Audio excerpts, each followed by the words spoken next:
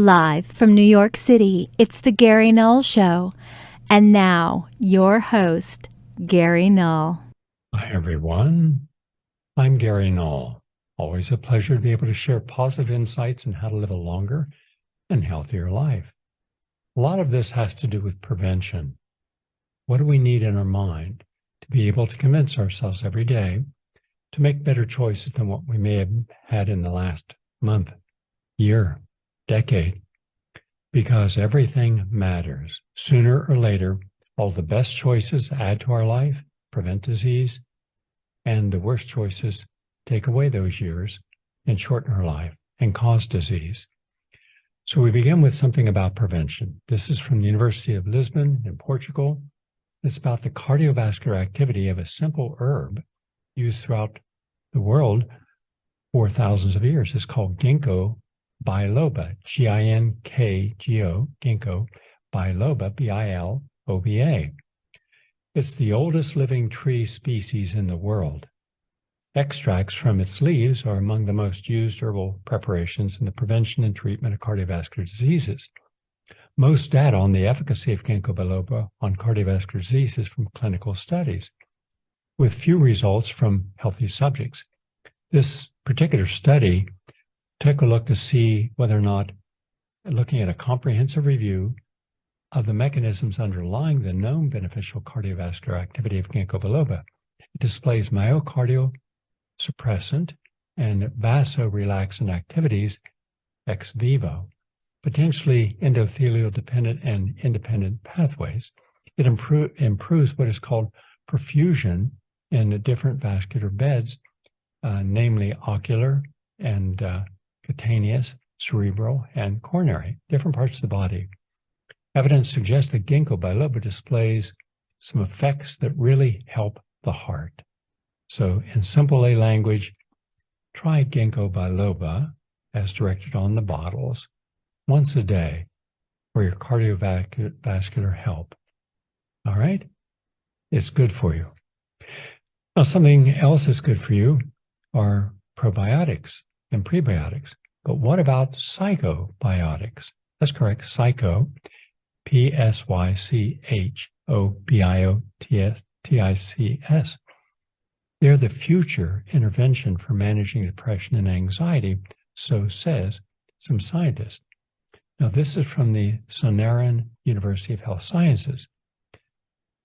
The World Health Organization has identified mental health as an epidemic of the 21st century, contributing to a global health burden, which highlights the urgency to develop economical and accessible, minimally invasive interventions to effectively manage depression, anxiety, and stress. Now, nutritional approaches, including the use of probiotics and psychobiotics to manage depression and anxiety, have elicited a lot of interest, and that's good. And this review aimed to summarize evidence from studies including animal models, cellular culture, and human tests. Overall, the current evidence suggests that specific strains of probiotics can reduce depressive symptoms and anxiety. And also, symptoms may be reduced through one or more possible mechanisms of action, including the impact on the synthesis of neurotransmitters like serotonin and GABA, that's G-A-B-A, gamma-aminobutyric acid, and also turning down the inflammation in the body, especially the inflammatory cytokines, or enhancing stress responses through the effects of stress hormones. So anyhow, more than 2,000 years ago, Hippocrates, the father of modern medicine, because it's where it all began, he took a look at diseases, and he said that they begin in the gut. Since this time, the recognition of the gut-brain axis has shifted to thinking of how the microbiome, or the good bacteria in your gut, has a synergistic effect upon the human body, including the biodirectional signaling that occurs between your brain and gut, then your gut and your brain. The connection of altered microbes and the microbiota is not only associated with digestive disorders, but also your mental health. For example, irritable bowel syndrome affects up to 20% of the U.S. population, and 90% of those individuals report having mood and anxiety disorders. It's been reported that 84% of individuals with GI disease have anxiety, 27% have depression, and additionally, many gastrointestinal symptoms have been established as comorbidities in several neurological conditions, including but not limited to Parkinson's disease, autism spectrum disorder, and schizophrenia. I'll just give you one example. There is a young gentleman, he's around 20 now, more or less, and his parents, both New York City police officers, nice couple, out in Brooklyn. They lived in Bed-Stuy, and one would work the day shift and one would work the night shift. Why? Because someone had to be there with their son because he had advanced autism. And all the doctor could do is keep giving more of the anti-anxiety medication. He was on 5. And the doctor says there's nothing more we can do except give him more medication. But the mother and father were very well educated and said, any more medication could kill him. And here's what we don't ever talk about in the United States. What happens when a young person who has autism spectrum disorder grows up? More often than not, now they're large. And when they act out, they could hurt themselves or others. So then they're put into homes, and there they're just kept sedated for the rest of their life. Now, that's one of these stories that we have hidden behind doors we don't want to open. But here's the good news, and it's really good news. Autism spectrum disorder can be improved or reversed. I know, I've done it. Here's the really good news. Autism spectrum disorder, with the right protocols, can be improved to almost normal or made completely normal. In the case of this young Jonathan fella, he's completely normal. Not only is he normal, when he went back into school, which he'd been taken out of, he was at the top of his class, a normal school. In fact, he was so normal that I took him down to Washington, D.C. with his parents and 3 other people I'd worked with in protocols helping the brain. And this was a very distinguished group of about somewhere around 5,000 to 7,000 scientists. And I was one of the keynote speakers based upon an article I'd written, a peer-reviewed publication about how to ameliorate almost all the symptoms of menopause. You don't have to have hot flashes, night sweats, thinning of the skin, hair falling out, thinning of the eyebrows, none of that. And if you do the right thing. In any case, I didn't do that. I got up on stage and they started to roll my script down. And they do this for everyone, so all the people in the audience can see it, but they all have laptops. And it was blank. And I said, I changed, I apologize to the people that invited me, but I have something I feel is far more important. I have some individuals I'm going to introduce now. And everyone was just, what's this? And I introduced Jonathan. He was the first person. And he had some little cards. And I said, Jonathan, what are those cards? Outstanding student of the school. And how often do you get these? Almost every week. So of all the people in the school, all the students, you were number 1? Yes. What are some of your hobbies? Well, I like cooking and music, play the guitar, etc. I like sports, and I like being with my parents. And then I said, okay, thank you. The whole thing took maybe a minute and a half. And I said, because I knew I only had 22 minutes. And I said, here's what makes Jonathan's story so unique. Because before I introduced a protocol, he couldn't talk. There was no control over his behavior. He would go to the back door that led into the garden behind their home and bang his head on, wanting out. And then one day he said to his mom, I want to go into the backyard. She about fell off on the floor. And that's what a change in the biochemistry can do. When you go in with the functional nutraceuticals, the natural nutrients that can help rebalance and restore normal brain activity. And it wasn't overnight. It took time, but he's completely normal. But then I went to do a documentary. It was called Autism Made in the USA. And in the documentary, I had a scene where a whole group, hundreds of young children met, took about 3 months to organize. These were people who had improved or overcome autism using what was called the DAN, D-A-N theory. but also more holistic protocols, ones that I was offering out there as well.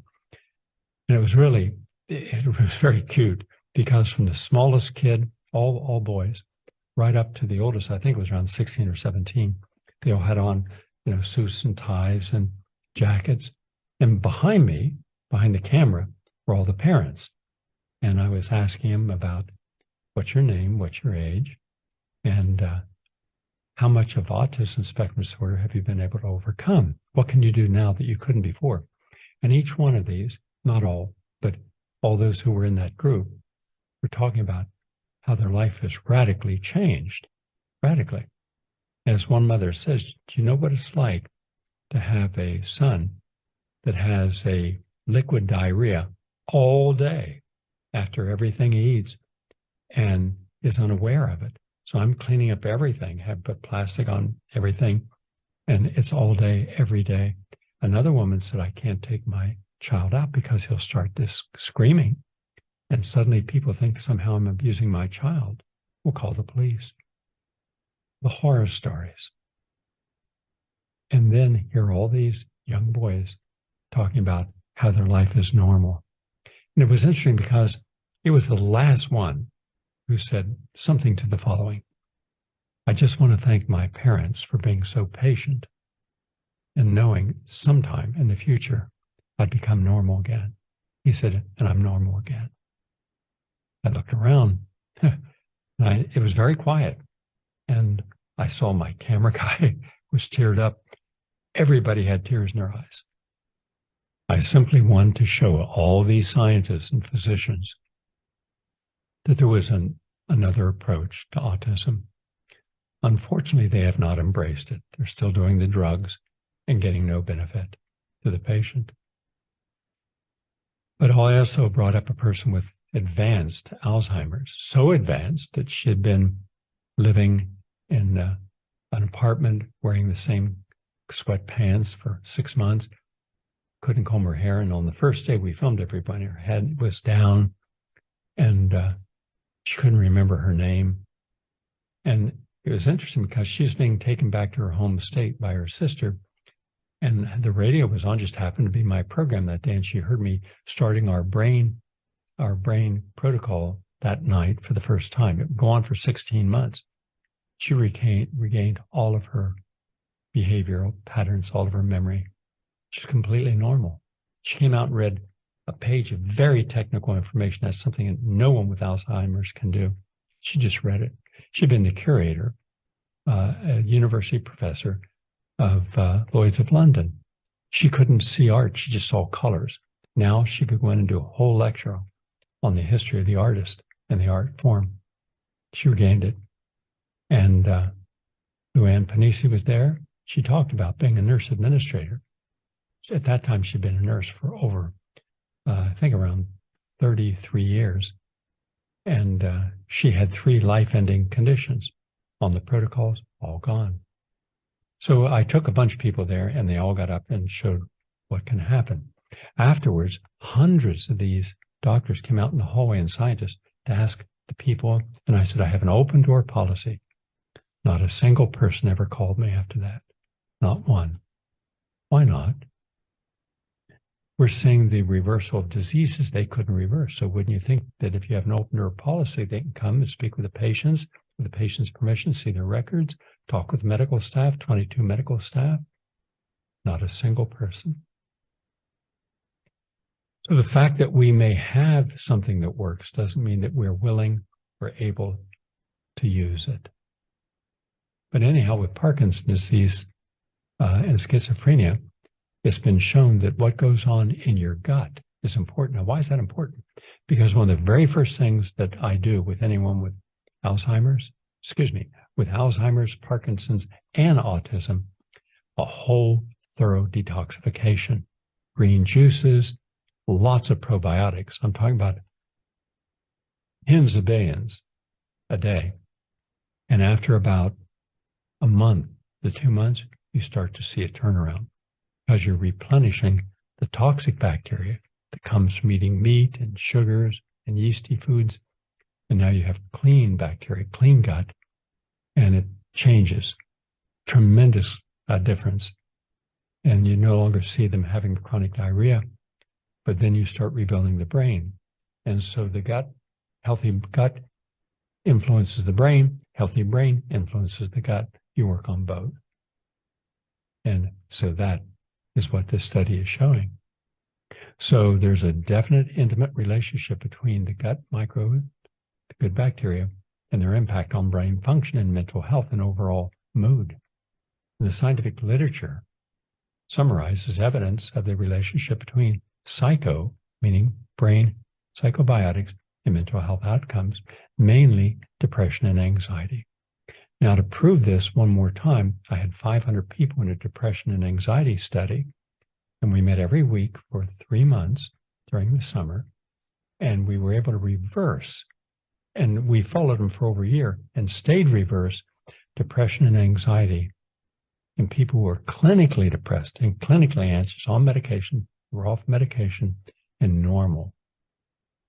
And we reduced that in no small measure by lots of good, healthy pre and probiotics, lots of juices. And that helps keep down the cortisol level. And that helps strengthen the hypothalamus pituitary adrenal axis. So just remember, probiotics are alive. They're microorganisms which, when administered in adequate amounts, confer health benefits on the host. And if you think you're getting your probiotic as a lactobacillus and bifidobacterium in yogurt, look on the yogurt container and ask yourself, where do you see how many of these probiotics or prebiotics you have? I don't. If they're giving you millions, that's good. Billions of even better. But you're not getting it in the yogurt. Next up, anxiety about relationships may lower immunity and increase vulnerability to illness. This is from Ohio State University. So concerns and anxiety about one's close relationships appear to function as a chronic stressor that can compromise immunity. In the study, researchers asked married couples to complete questionnaires about their relationships and collected saliva and blood samples to test participants' levels of key stress-related hormones and a number of certain immune cells.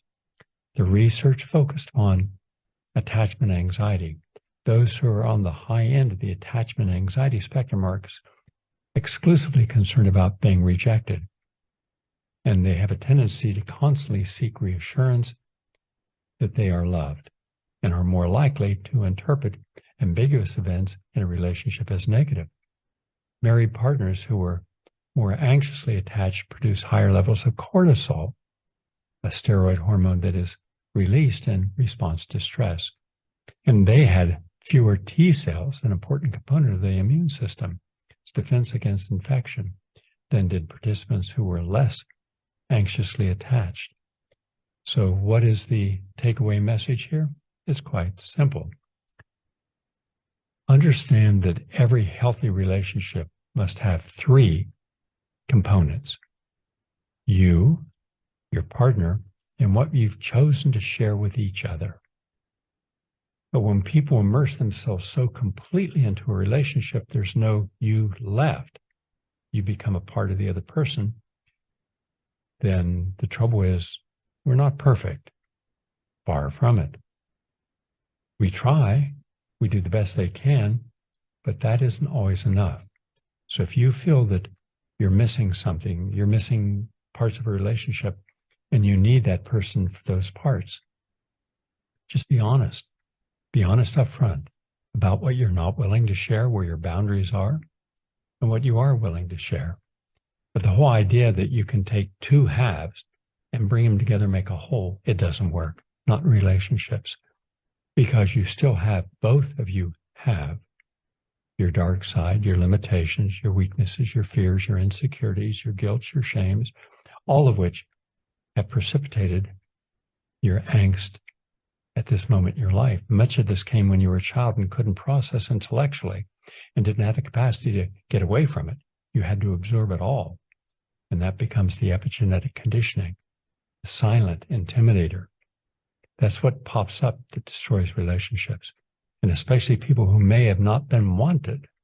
And we've found this, where the parent says, we don't want this child, and yet they had the child. And there is a energy that is infused when you reject something at the energy level. Remember, everything in life is energy. Everything. When you smile, that's energy, good vibration. When you frown, it's bad energy, negative vibration. And you know how you feel when you're around people who have the wrong vibes. What's wrong? Nothing's wrong. Something's wrong. Nothing's wrong. I know something's wrong. How'd you know? The energy. When something's right, you know it. When something's wrong, you also know it. How you deal with it is what's important. So when we have people, all of us, who have to deal with issues we have not yet come to grips with, that takes time. It takes discipline. It takes being vulnerable. It takes, in all of us, going through moments where we're just embarrassed by our behavior, or we feel almost disgusted that we did something, said something, or lived in a certain way. We feel a sense of shame. Okay, that's normal. Now forgive yourself. Forgive yourself, but in the forgiving, say, I forgive myself for being impatient with people that I should have been more patient with. Why did that happen? What was going on in my life? What was I thinking? Why was I not respecting? And then you reveal. And the personal reveals of life then surrenders that energy, lets it go so you can go forward. Yes, we're imperfect, but we're making an effort at being better. And that's what this study really is not saying, but is including in it, in its overall inference, that when you're insecure, no amount of attention or love or participation or kind words is going to solve that. So you're going to doom the relationship or yourself. So best to deal with yourself before you get into a relationship, or at least when you start a relationship, be honest up front. Say, here's the best and worst that I am. So what part do you want to share and what part we're going to leave out? At least you can have relationships that are not filled with emotional minefields where I didn't know if I said that, I didn't know if we did this, that, you would get all upset. And if there are people that are not going to be honest with you, the more honest you are, the more calm you're going to be, the less cortisol is going to be cruising through all your body, causing you, including your heart, to go out of natural rhythm that can cause a heart attack or stroke. Yeah, stress can do that. And finally, from the University of Medical Sciences, garlic improves intestinal transit time and lipid accumulation and cardiometabolic indices in subjects with metabolic syndrome, meaning diabetes. So if you have metabolic syndrome, you're at an increased risk for cardiovascular disease and dying prematurely. So altered gut microbiota, the good bacteria, is involved in keeping you healthy, but bad bacteria from meat and from processed foods and from sugar is pathogenic, meaning there's a pathogenesis involved. It can lead to heart problems. So they took a look at garlic because it has so many healing powers, and it found that it improves how quickly your food is digested, and it reduces your cardiovascular risks. I take garlic every day. I take a liquid garlic. I take 1 tablespoon twice a day. Lowers your blood pressure. Just had my blood pressure done yesterday by a physician. 110/70, 50 beats per minute, and what the doctor said was a soft blood flow. And that's important. Now, when you're exercising, it's going to be a stronger blood flow. But Americans are unaware of all the different things that can interrupt their heart health. You can't feel when your arteries are clogging until you get a clot, until suddenly, you got a blocked carotid artery. How'd that happen? What do I do? So it's important you pay attention to the little things, and the more proactive you are at preventing a disease, the more likely you are to make positive choices. This was a double-blind, randomized, controlled trial. It lasted 3 months, and And the subjects were randomly given either placebo or 1,600 milligrams, which is 1.6 grams, not a lot, just a small amount of garlic each day. And there's a tremendous difference at the end of 3 months, garlic compared to the placebo.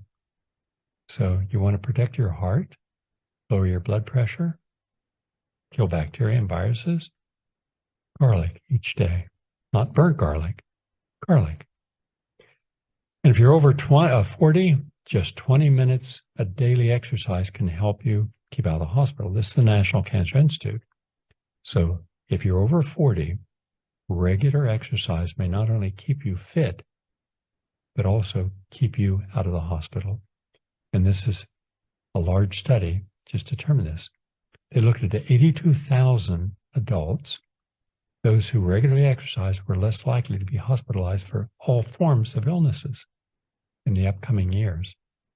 Pneumonia, stroke, diabetes complications, severe urinary tract infections, all were less than those who exercised at least 20 minutes a day.